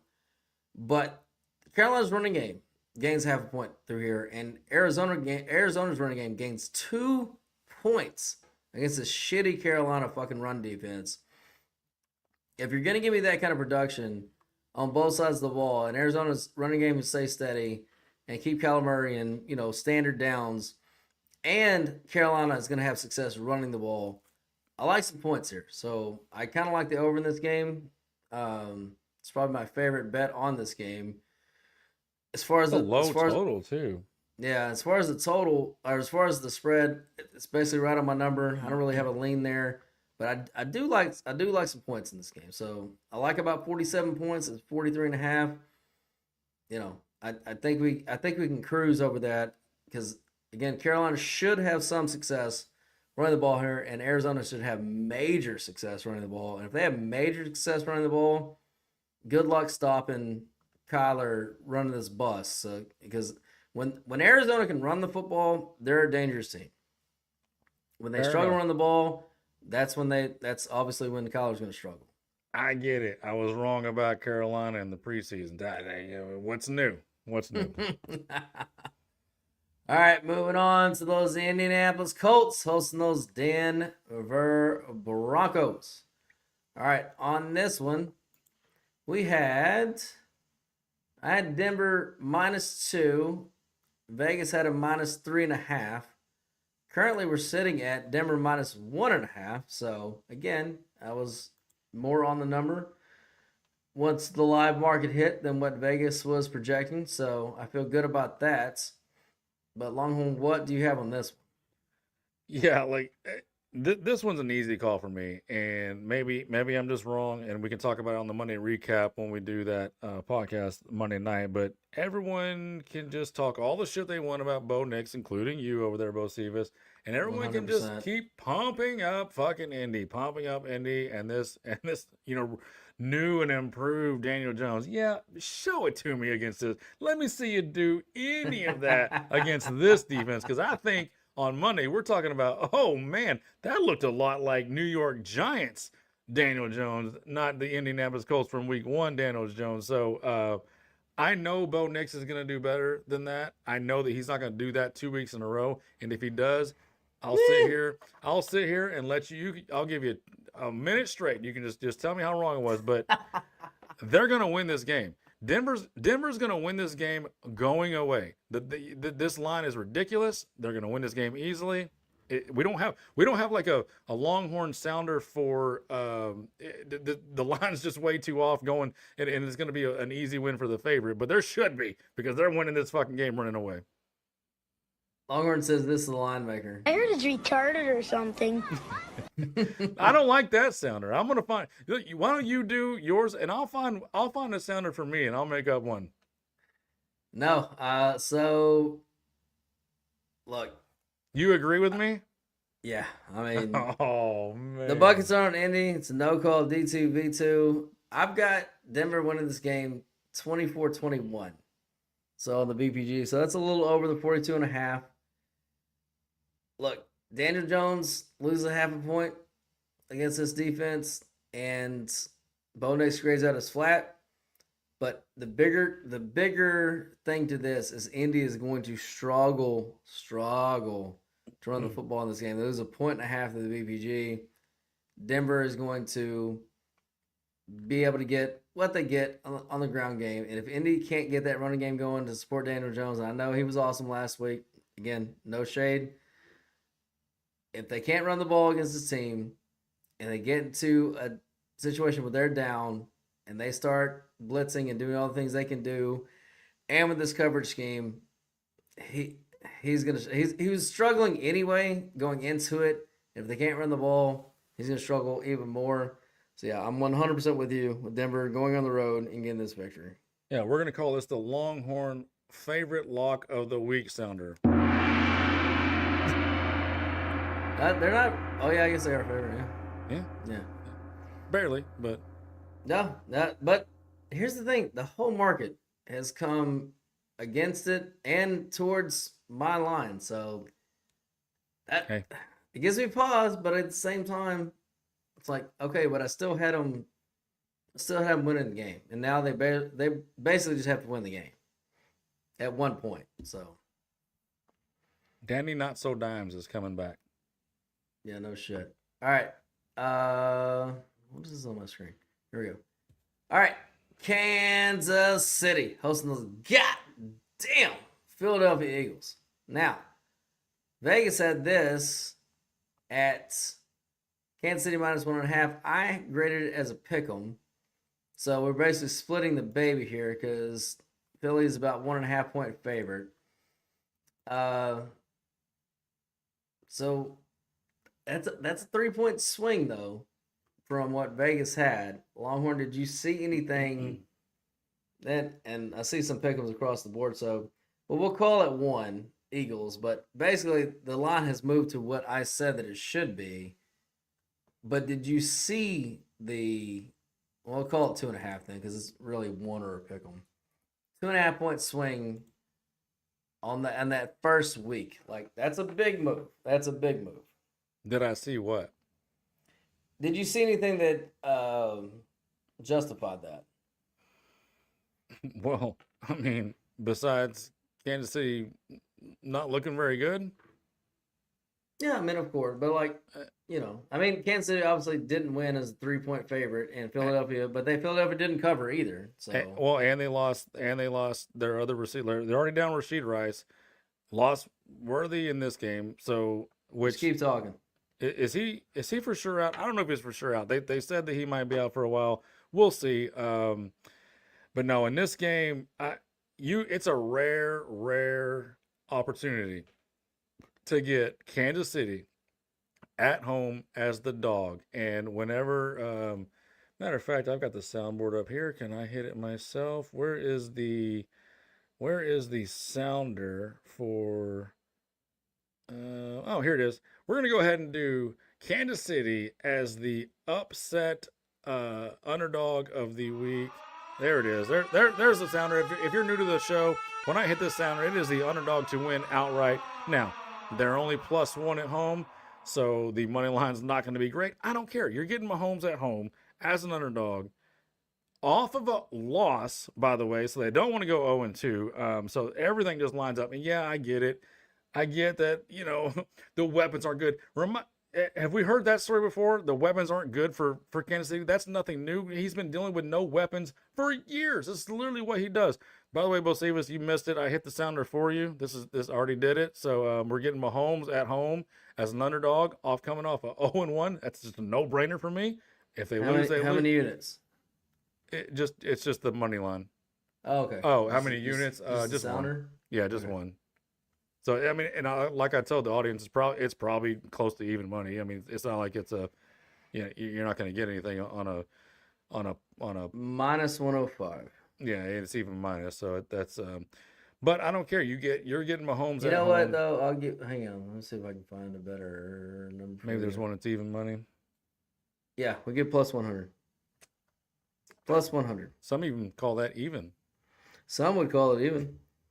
No, but and the Eagles, look, they got questions. All right, they are desperately searching for that CB number 2 because they don't want to move. They just signed a safety that I think played in the 90s. I don't remember his name. Who did they sign? He would be very old. I don't know. I didn't see it. They signed a safety.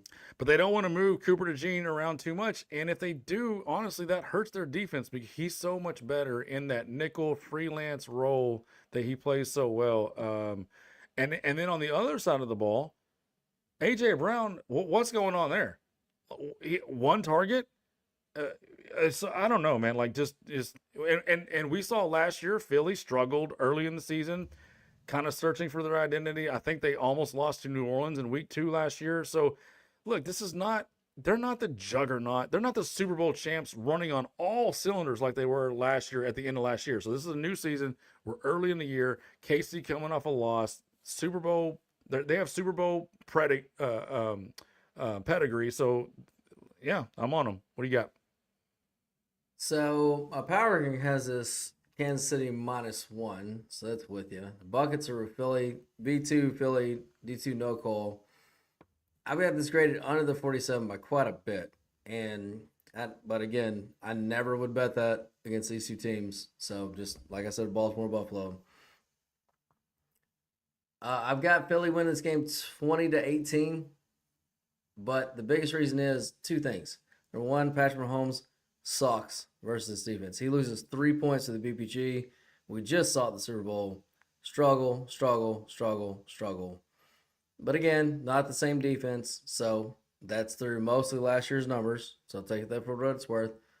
Hurts grades out about average. But the thing that gives me credence for Kansas City having a chance to pull this off is Philly loses 2 points on their running game through the BPG. And I said this, and I got a lot of poo-poo for it, but I ended up being right. Last year in the Super Bowl, I told everybody, bet Saquon Barkley unders. Bet him under his rushing total. Bet him under. It's touchdown, like bet under. Because what Kansas City does defensively shuts down what Philly likes to do offensively when they run the ball. This is not going to be a Saquon game. It's not going to be a great Saquon game. They shut what they like to do down running the ball, and it has to be Hurts to go win this game. Now, because Mahomes scores so badly against this team in this defensive scheme, they can absolutely go win, as they just did in the Super Bowl. They blew them the fuck out. Of course they could. Even with Saquon having a bad game, because Kansas City is not going to run the ball well against Philly either. But they only lose half a point, but they're still not going to run it well, and they didn't run it well in the Super Bowl. And Mahomes was awful in another Super Bowl. Shocker. He's been awful, and he's been in like 5 Super Bowls. He's been awful for like 80% of 5 Super Bowls. Like literally 80% of the games. He's 80% of those games. He's only had like one great game in a Super Bowl, like one full great game. I wish we could all nitpick our resume like that. Yeah, I know. But I mean, we do that to ourselves, so you know what? Fuck him. We're champs too. God damn it. Mm-hmm. So we do it to ourselves every goddamn Monday. Even if we win, we're like, oh, but I was so dumb on this. Well, guess what? We can do it to him too. Look, overall, Philly just matches up well against this team. But again, this is week 2 in the regular season. It's not the Super Bowl. Can Patrick Mahomes pull Patrick Mahomes' magic and win this game? Of course he can. But he's going to have to do it. He is going to have to do it. This is going to be a struggle bus for them. But the fact that they can hold Saquon, which they will, and if anybody's telling you to bet Saquon overs in fantasy this week, tell them to go fuck themselves. That's not going to happen. It's not going to fucking happen. It's not going to be a great game for him. So, for that fact and that fact alone, I give Kansas City half a chance. I'm not going to bet this game either way. Now, usually it would be a slam dunk for me to follow Longhorn on Kansas City, 0-1 at home, catching points, of course. But, man, they just don't grade out well against this team. They just don't. Now, my power rankings have them winning by 1. So, but the BBG has them losing by 2. Again, you're kind of just splitting hairs here. I don't disagree with Longhorn's pick at all, and I see their avenue to winning. Like I said, holding Saquon to less than what he's going to normally do, and Hurts is going to have to go win the game. Now, we saw him, like Longhorn said, A.J. Brown connection, not good. Overall passing game, not great. The only thing that won that game against Dallas was his legs. It was the only thing that won that game, And, yeah, he can go do that for sure, but he's going to have to fucking go do it. So, I don't disagree with Longhorn's pick at all. I just can't back it just because Mahomes grades out so bad. Like I've never seen Mahomes. I talked about it last year in the Super Bowl breakdown. I've never seen Mahomes get graded down so badly against any team other than Philadelphia. Like what they do is everything. They do everything great that he does good, and they just shut that shit down. So. It's a tough match. It's just a tough matchup for Kansas City. All right, moving on. Those Minnesota Vikings hosting those hot Atlanta Falcons. Holy fucking shit. They are. Let's see where I had them. I know I'm dead wrong in this game. It's fine. I had them -2.5. Vegas had them -4.5. And they are currently... I believe 4.5. So obviously I was wrong. And what is it? I've seen 3.5. Let's see. Oh yeah, sorry, 3.5. Currently 3.5. Yeah. So I guess we split the baby more than I thought that we did. Yeah, because I still have Atlanta graded 3.5. So I have right on the number. Longhorn, what do you got? Yeah, this is one that I put out to the clients. Atlanta plus 4.5. I don't mind telling you that since the line is not even available at that mark anymore. I wouldn't bet it at 3.5. You're losing point of value. Why would you do that when you can just be a premium member and get the 4.5? So don't bet bad numbers like I did last week with Baltimore. That's what that costs you units. With that For all said, you people that didn't sign up for Longhorns picks, that's right. Here's my take on this. JJ McCarthy. I'm high on Minnesota. I think he's going to eventually be good. He had one good quarter. He was god fucking awful for 3. He won the NFC Player of the Week. What? Yes. Oh, okay. That makes me like Atlanta even more. The fact that they did that. Now, I was just looking up if Christian Darrisaw is going to play. I can't see. What did he grade on a PFF? I am interested in that. I'll look it up. I didn't see Christian Darrisaw, the left tackle, all-pro left tackle for Minnesota, cleared yet. I know he was thought to have maybe been able to play against Chicago, maybe not. He's getting close.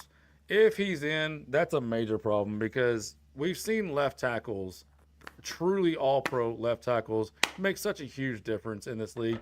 Andrew Thomas for the Giants, you check that record when he's in and out, it's just night and day. We've seen what Trent Williams means to San Francisco. We've seen what Tyron Smith used to mean to the Cowboys. Like true difference-making all-pro tackles change a lot of things. Now, with that said, on the Atlanta side, I with no running game, I kind of like what I saw from Michael Penix. I think he's a little bit of a gamer, a little bit of a baller.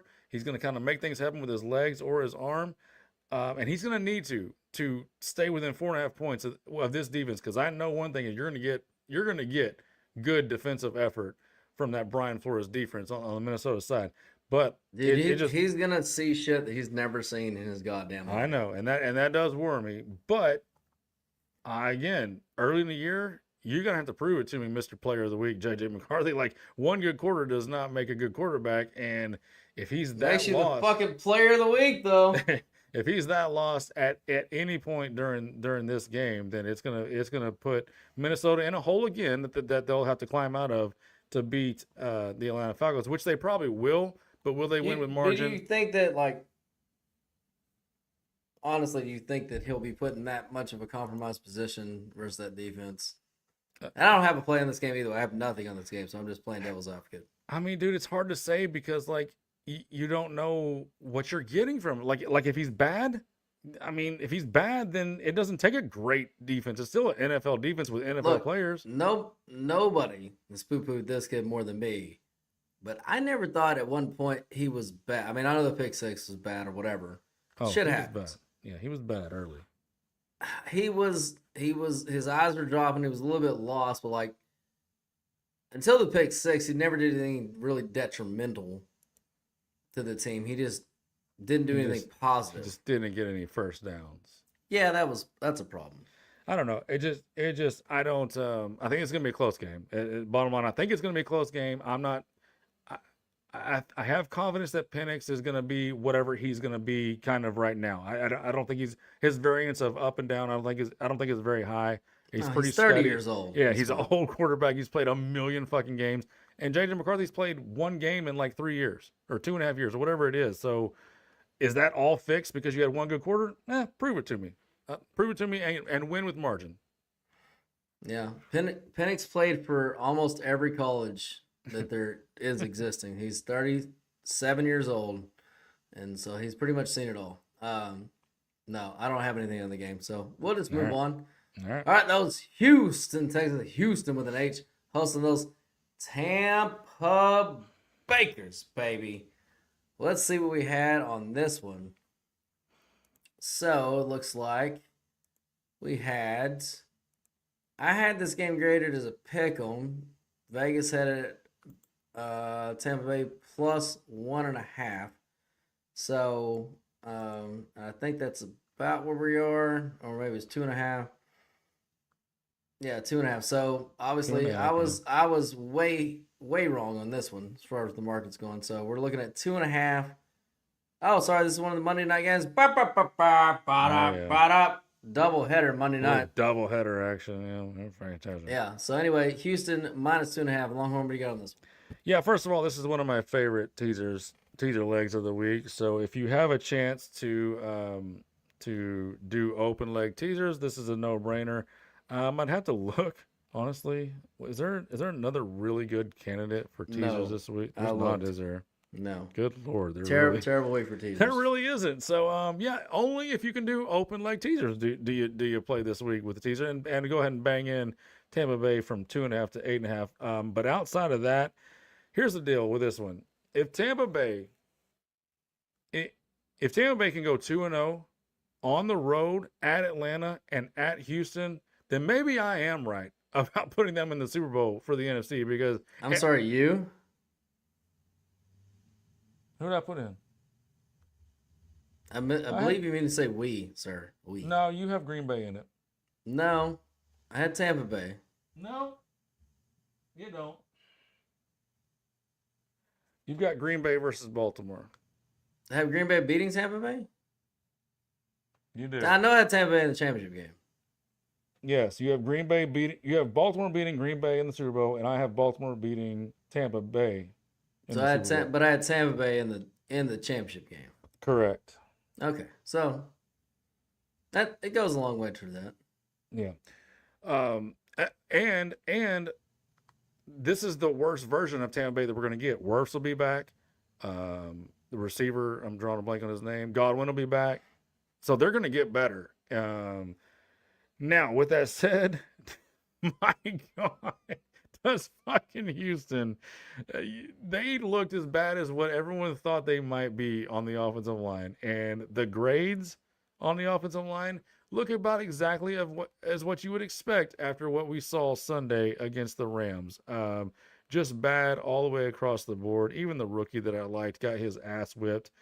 And honestly, this defense for Tampa is a type of pass rushing defense that could give them problems again. So I see a low scoring game. I'm not hitting the sounder just because of the fact, are they really going to go 2-0 on the road versus a 0-1 team at home, desperate for a win with that defense? I can't go that far. I do like them in the teaser up, but that's about all I got. I immediately regret this decision. In what sense? You should have fucking hit the sounder, that kid. Okay. So I got Tampa Bay on the power ranking. They should be +1. They're just gonna go. They're just gonna go like 10-1 to start this. No, they got some rough times ahead, but this is not one of them. Tampa Bay gets the buckets. The V2 and D2 are a no call. Now, look, it's close. I've got Tampa Bay winning 24-22. That's slightly over the 42.5. So, like you said, pretty low scoring game. Stroud grades out flat here. Baker grades out a little bit under, but in Tampa Bay's running game grades out a little bit under too. So how could I have them possibly winning? Because this fucking Houston offense sucks. It fucking sucks. Their production sucks, and they're gonna struggle to score the ball all year long, just like they did fucking last year. So until they can get a team that can't score the ball, they're just going to struggle to win football games. And this Tampa Bay team, the Longhorn, you called it. Again, we both have them in the championship game, but you were the catalyst. You said they're going to score 1 million points this year. Everything is going to be over. And I 100% agree with you. Nothing's going to slow down this offense. I did not like what I saw from Baker's demeanor last week. However, I didn't like what I saw from the running game. It was non-existent. And it's not going to be great again this week against this Houston defense. But even in a flat game, on really from every part of it, I mean, what Baker threw for like 150 yards, whatever it was, like nothing. They still won the fucking game. He still scored 3 touchdowns with no interceptions. This offense is so efficient. It's ridiculous. And this Houston offense is so inefficient. It's ridiculous. I've got Tampa Bay winning this game. So, yeah, absolutely. It's Tampa Bay or nothing for me. I don't need the points. Fuck those points. Give me Tampa Bay on the money line. Tampa Bay. He likes my Super Bowl Tampa Bay Buccaneers. I like The it. Tampa fucking Bakers, kid. All right, last game. All right, moving on to the last Monday Night Football game. Those San Diego Superchargers. Oh God, beat the Chiefs, and they're still the San Diego Chargers. Oh, you can't fucking get away from that winning one game. All right, preseason on this, I had them -2 at Vegas. Vegas had them -3. It's sitting about 3.5, so I will concede that I was wrong on this one. Longhorn, what do you have on this one? Yeah, I'm not hitting the sounder or anything because I feel like I missed the boat. Made a horrible decision to not hit the sounder on them last week. I feel like if I do it this week, I'm just kind of chasing the sounders, and I don't want to fall into that You trap. should have listened to me last week, kid. It was my only fucking good call. I know, should have for sure. But I do have them at 3.5. I like them at 3.5, and I'm scared to death of what Harbaugh has built in this team, because if Quentin Johnson can be what he is, then this is the quintessential perfect Harbaugh offense.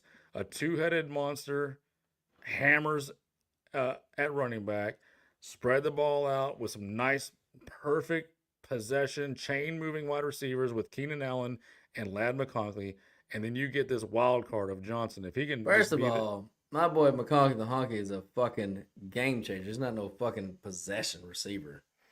Fuck out of here. This dude's he's like, I don't know. The name's Randy Moss or like Jerry Rice coming to mind. I don't know. I don't know. I'm just saying. People are saying. I didn't say it. People are saying. I wonder if I put in Mahonky, will it pull up? I don't know. No, look, I'm on the Raiders. I'm on the Raiders at 3.5 for sure. I hope it's a close game. These two division game, yada yada, all the normal things. He averaged 13.9 yards a reception, so it's not exactly like 17, 18 for like the game, like the Jeffersons and I mean, look, he's not a possession guy. I'll give you that. He's better than a possession guy. I'll give you that. He's more explosive than that. You get like at least 4 yards added that when you're white though. Like good. It's like the 4 yard plus, right? Especially when you're listed at 6 feet, so he's probably a pinch under 6 feet and 185 pounds. You definitely get some handicapping there. I mean, good point. Yeah, Fair for enough. sure. I'm on Vegas plus 3.5. I love the story. I think that there's a lot more to still see from this offense. We saw the passing part of the offense last week. I expect to see the running side of the offense this week. I really like the offensive line. It actually graded out not that bad. I'm not exactly sure scheme-wise why it didn't work with Genty last week. There's probably some things that go over my head with that, but I do expect it to be much better this week, and I can't wait to watch. All right, so yeah, this one was confusing to me. I lean with you. It's a no call by the power rankings. The buckets are on the Chargers. The market's with the Chargers. The V2's on the Chargers. D2 is a no call. I've got it going under the 46.5. That's kind of the bet I really like in this one. I've got it graded out. I actually have Vegas graded out winning 21-20. So should have hit next week. Should have hit the sounder. But it's not the best matchup for Geno. But it's not a huge production matchup for Herbert's either. Both running games grade out flat versus both defenses, so I'm not expecting anything special out of either running game. It's really just going to come down to me, what team can play the cleanest game.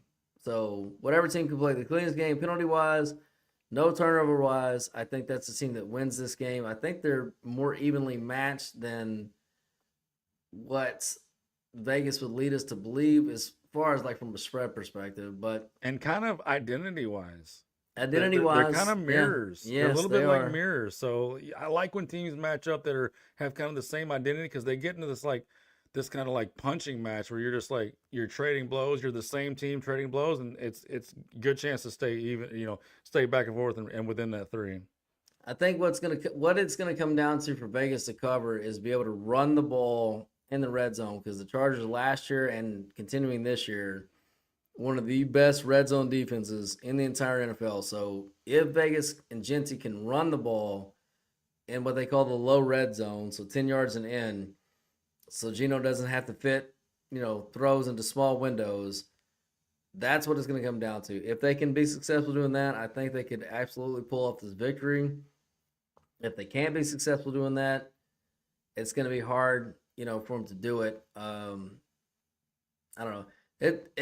It's one of those games like the data's kind of torn for me. I definitely lean with you, and Vegas still might make my card. We'll see how the weekend goes. It's going to be one of those wait and see plays for me. If the weekend goes well, I'll slam them in. If I'm teetering, then I'll probably leave them off, which is what I did with the Bears this last week. Thank God I left them off because I was teetering on not having a winning week or having a winning week. So, yeah. By the way, can I talk about that game? I got motherfucked. I popped them in. I was sitting on a 4-2. Popped them in motherfucked because of not only just because of the game, but because the division dogs were doing so poorly in week 1. Well, hey, also because room's starting to spin real fast because of gayness.